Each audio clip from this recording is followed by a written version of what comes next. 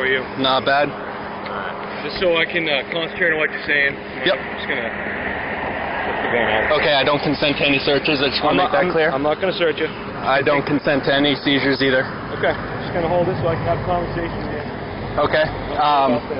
What crime am I suspected of committing? And you just pointed that gun at me when it was loaded, just so you know. You twisted it, pointed it right at me. Like Before you wrecked the slide, you pointed it right at my legs. People are calling about a guy walking around with a gun, so... Okay. That's not illegal. Can I have my gun back and get moving along? Need your ID, and then we'll get you on your way, What sir. crime do you suspect me of committing? Like I said, people are starting to call about a guy carrying a gun. Yep, that's a report of illegal activity. What crime do you suspect me of committing? In order to stop me, you have to suspect me of a crime. Can you get your supervisor here? He is on the way. Okay, thank you. Okay, but like I said, people are concerned. It's a public safety issue. So I'm here to make sure everyone's all set. You make sure you're all set. Okay, so I just need to get your ID, and then we'll call it good. No, sir. You're not going to give me your ID. Unless you are issuing me a summons as 17A, 15A I need to make sure requires, then... Can you let me speak for a second? Yep. I need to make sure you're not a felon to carry this.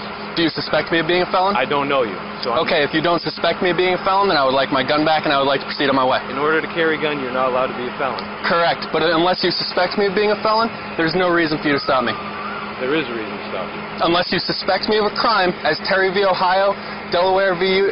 Prowse, requires you to have a suspicion of crime before you detain an individual. Brown v. Texas does not allow you to stop an individual and demand their ID. Can I get your first name so I can speak to you on a person-to-person basis here? No. You're not going to give me your... Nope, I'm not going to going be that type of guy when I'm trying to have a conversation. I'm sorry, sir, but for my own protection, I would rather not give you anything because any name I give you is going to go in the police report about this incident. There's going to be no police report. There's a police log generated for every call. This is called a pedestrian trip. Yep. And unless you have a reasonable suspicion that I'm committing a crime, you can't detain me. I have to be free to leave. It has to be a consensual encounter, sir. Here's the deal, sir. You are walking down Congress Street carrying a gun. Yes. Okay. Is that illegal? It's a cause for concern. Do you suspect me of committing a crime?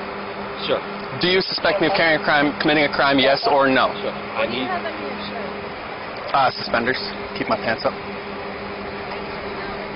Yeah, that's the buckle for the suspenders.